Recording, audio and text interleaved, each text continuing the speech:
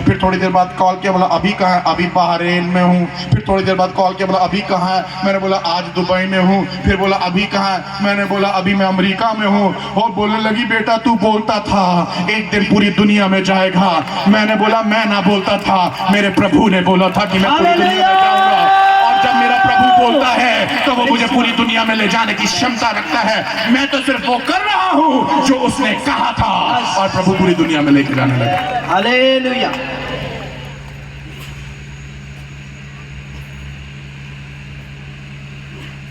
मैं प्रार्थना के लिए बैठता था, मुझे पता ही नहीं चलता था 3 घंटा कब हो गया, 6 घंटा कब हो गया। बैठा हूं प्रभु की उपस्थिति में, 3 घंटा बैठा रह गया, पता ही नहीं चला।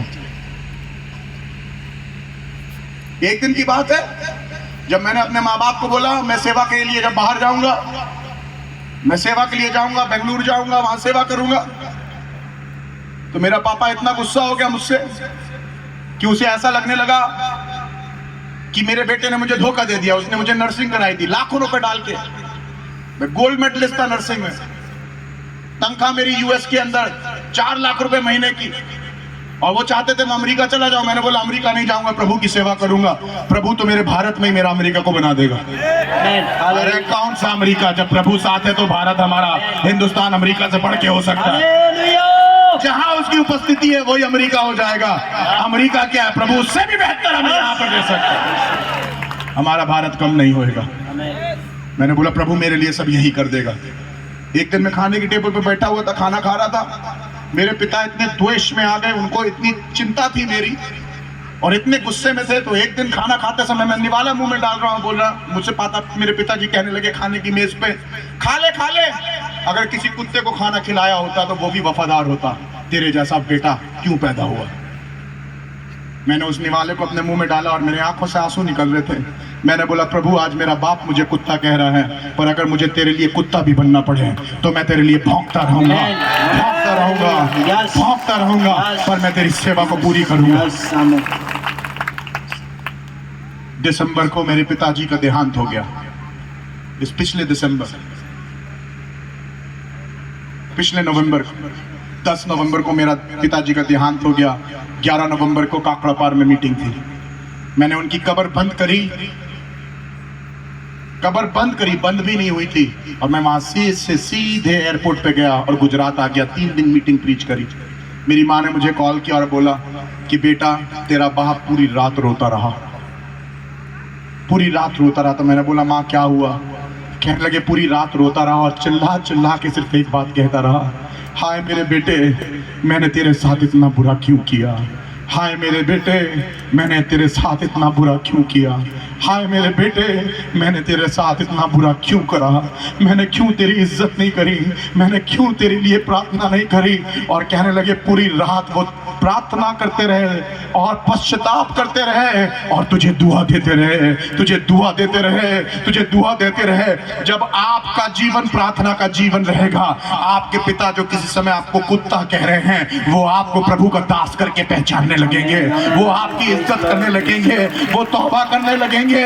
और जाते जाते मेरे पिता ने मेरे लिए इतनी दुआएं करी हैं, इतनी दुआएं करी हैं कि जब मैं चलता हूं तो मुझे उनकी दुआएं अपने ऊपर महसूस होती हैं, उनकी बरकतें मेरे ऊपर महसूस होती है। जब आप प्रार्थना का जीवन रखोगे, आपके घर वाले जो आज आपकी इज्जत नहीं कर रहे हैं आपकी इज्जत करने लगेंगे, वो जो आपका अभिषेक आज पहचान नहीं पा रहे हैं आपका अभिषेक पहचानने लगेंगे। प्रभु के लोगों प्रार्थना में बढ़ते चले जाओ, प्रार्थना में सब बदलने की शक्ति है।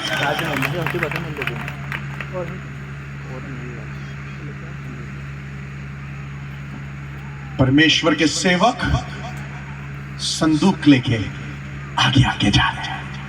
आपकी मिनिस्ट्री आगे आगे आपके कंधे पे जाएगी, आपकी टीम पे नहीं जाएगी। अपनी मिनिस्ट्री को अपने कंधे पे रखना सीखिए। कई सेवक आएंगे आपकी कलीसिया को 2 टुकड़े करके चले जाएंगे। मालूम क्यों? क्योंकि आप आराम से रहने लगे, आपको ऐसा लगा अब ये मेरी जिम्मेदारी नहीं है, इनकी जिम्मेदारी है। पूरी जिंदगी संदूक उठाने की जिम्मेदारी किसी की नहीं है, आपकी है। अपनी सेवकाई में अगर तुम्हें खुदा ने चुना है तो तुम खादिम हो, कोई और नहीं है। अपनी खिदमत को ना भूलो, तुम्हारे कंधे पे उसकी उपस्थिति हर समय दिखनी चाहिए। तुम प्रभु के सेवक हो। जब आप प्रभु के सेवक हैं, जहां कहीं जाएं आपको पता होना चाहिए कि आप कौन हैं। आपकी इज्जत आपके कपड़ों से नहीं होती है, आपकी इज्जत उसकी सेवकाई के संदूक से होती है। जब अभिषेक ऊपर है तो आपके कपड़ों की भी इज्जत है, पर जब अभिषेक ऊपर नहीं है आपके कपड़ों की कोई कीमत नहीं है। फायदा क्या है ऐसे सूट टाई और बूट का जिस आदमी के ऊपर अभिषेक ना हो। अरे कोई भी शर्ट दे दो, धोती पजामा दे दो, अभिषेक जब उसका मेरे ऊपर होता है तो मैं एलिया के समान होता हूँ। अभिषेक जब मेरे ऊपर होता है तो मैं मूसा के समान होता हूँ। अभिषेक जब मेरे ऊपर होता है तो मैं कोई और व्यक्ति होता हूँ। उसका अभिषेक है जो सब बदलता है। आमीन। उसका अभिषेक उसके सेवकों पे होना चाहिए। देखिए आगे क्या लिखा जी, पढ़िए।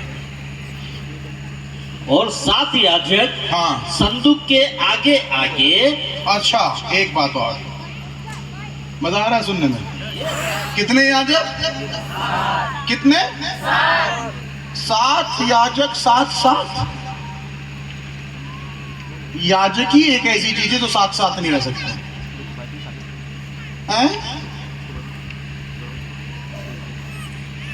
तुम्हारी मीटिंग हो रही है, देंगे हम आएंगे नहीं, तुम मीटिंग कर रहे हो, अच्छा करके देखो, बिगाड़ के दिखाएंगे।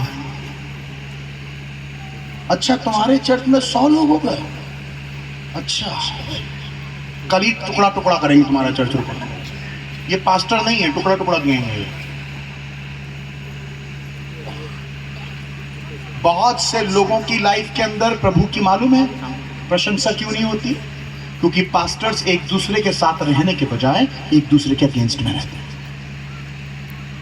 एक जगह मीटिंग हो रही होगी तो दूसरा पास्टर जाके बहरूपिये का काम करेगा और उस मीटिंग को बिगाड़ देगा, उस मीटिंग को बर्बाद कर देगा। आप क्या सोच रहे हैं? आप कहीं जाके परमेश्वर के काम को बिगाड़ेंगे और परमेश्वर आपको छोड़ देगा? आप अगर परमेश्वर के काम को बिगाड़ेंगे खादिम होते हुए तो परमेश्वर आपको किसी भी तरीके से पनपने नहीं देगा।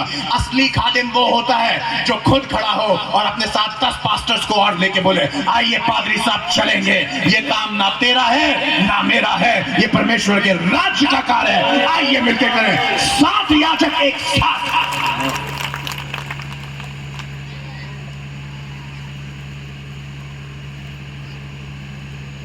मुझे ये जवान बहुत अच्छा लगता है, जवान बहुत अच्छा लगता है। इसके साथ जितने आए सब खड़े हो जाए। ऊपर आ बेटा,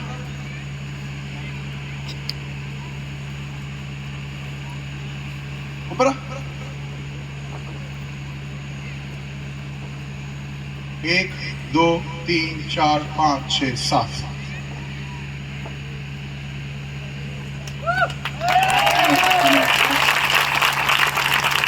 एक 2 3 4 5 6 7।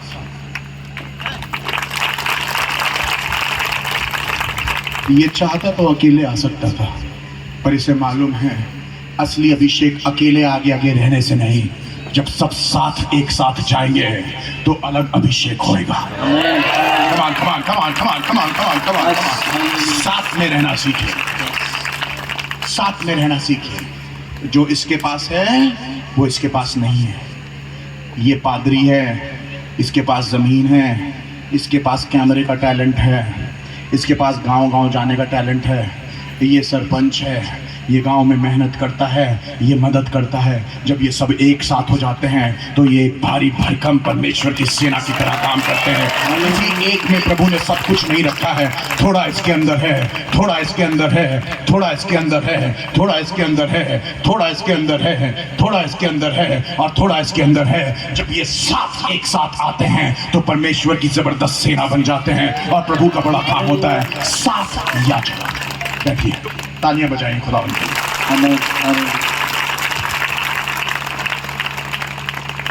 हमको ऐसा लगता है हम अकेले सेवा करें, बस हमें कोई और नहीं दिखे, कोई और नहीं दिखना चाहिए। प्रार्थना के लिए भी हम ही होंगे, ऑर्गेनाइजिंग के लिए भी हम ही होंगे। ना ना ना, ना। सेवको, अगर आप चाहते हैं सेवा में आगे बढ़ें तो सब खादिमों को इज्जत देना सीखिए। हो सकता है वो आपकी तरह प्रचार ना करता हो, उसका प्रचार आपको अच्छा नहीं लगता हो। क्या फर्क पड़ता है, उसका प्रचार आपको अच्छा नहीं लगता, आपका प्रचार भी 4 पादरियों को नहीं अच्छा लगता।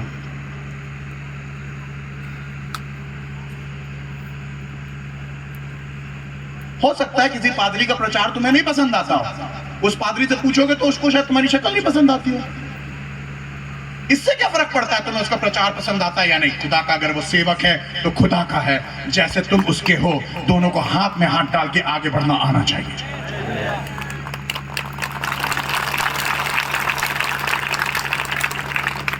मेंबर्स की अलग प्रॉब्लम है, वो मीटिंग में आएगा तो हम नहीं आएंगे, उसके सीन क्या मीटिंग में तुम्हारे घुस जाएंगे आके। एक दूसरे से लड़ाई, बहनों के साथ भी ये परेशानी, अगर वो आएगी तो मैं नहीं आऊंगी, क्या मतलब इसका। आपका परिवार कभी अच्छा नहीं होएगा, आपका घर कभी अच्छा नहीं होएगा जब आपस में आप लड़ते रहेंगे। हम आपस में लड़ने के लिए नहीं बने हैं, एक साथ मिलकर चलने के लिए बने हैं। जब एक साथ चलेंगे तो परमेश्वर के एक बड़े कार्य को कर पाएंगे। आमीन, हालेलुया। अभी यरीहो की दीवार गिरी नहीं है, अभी गिरी नहीं है। कोई एक चक्कर लगा रहा है, फिर 6 चक्कर लगा रहे हैं, याजक सामने जा रहे हैं, एक साथ जा रहे हैं। कितना काम है इससे पहले दीवार नीचे गिरे। इससे पहले परमेश्वर किसी बड़े कार्य को करे, आपके दिलों को एक होने की जरूरत है, चर्च को एक होने की जरूरत है, सेवकों को एक होने की जरूरत है, खादिमों को प्रार्थना करने की जरूरत है, लड़कों को प्रार्थना, मर्दों को प्रार्थना करने की जरूरत है, बहनों को प्रार्थना, औरतों को प्रार्थना करने की जरूरत है, एक साथ चलने की जरूरत है। समझना है कि जब हम एक साथ मिलकर काम करेंगे तब प्रभु कोई बड़े कार्य को करेगा। आमीन, हालेलुया। पढ़िए, देखिए आगे क्या होता है। ये 7 सेवक आगे आगे चले जी, और 7 याजक हाँ। संदूक के आगे आगे हाँ मेढ़ों के सिंगों के हाँ। 7 नरसिंगे लिए हुए चले। इसका मतलब ये आवाज करते हुए चले। नरसिंगे किसको सिखाते हैं?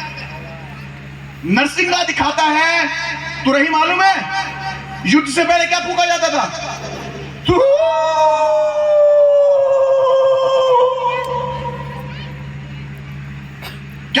क्या फूका जाता था? तुरही। सेवक क्या लेके चल रहे थे? सेवक तुरही लेके चल रहे थे, नरसिंगा लेके चल रहे थे। कितने पास्टर्स हैं जो प्रेज एंड वर्शिप में बिल्कुल प्रेज एंड वर्शिप नहीं करते। जब प्रेज एंड वर्शिप हो रही होगी तो वो आराम से बैठे होंगे यूं करके। तुम कर लो, तुम लोग करो, हम बड़े आदमी हैं, तुम लोग को जरूरत है प्रेज एंड वर्शिप की, हमें जरूरत थोड़ी ना। हम तो माँ के पेट से प्रेज एंड वर्शिप करते हुए निकले थे। अब बहुत कर चुके लाइफ में, अब तुम लोग करो। अपने तशरीफ के टोकरे को उठाइए पादरी साहब, और जब प्रेज हो रही हो तो आप भी प्रेज करिए, क्योंकि जिस खुदा की प्रेज हो रही है वो आपका भी खुदा है। क्यों पादरियों कुछ बोल नहीं रहे हो आप लोग यार? बोलिए बोलिए बोलिए, करेंगे आज से। आपके परिवार में, आपकी कलीसिया में परमेश्वर का बड़ा काम तब होने लगेगा जब तुरही आपके मुंह में होगी। आमीन, हालेलुया। कितने पास्टर्स हैं जिनको प्रेज का एक गाना नहीं आता है?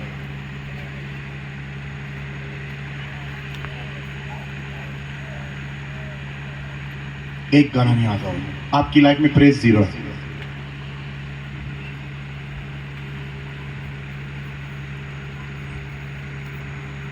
सीखिए बाइबल में तुरही किसके मुंह में थी? वर्शिप लीडर के मुंह में थी। किसके मुंह में थी प्रेज?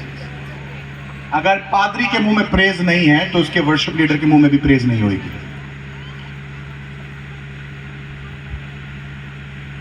कितने लोगों को समझ में आ रहा है? सबसे इंपॉर्टेंट खादिम होता है आगे, सबसे आगे। आप आपकी प्रार्थना में सबसे ज्यादा दम होना चाहिए आपकी प्रेज में।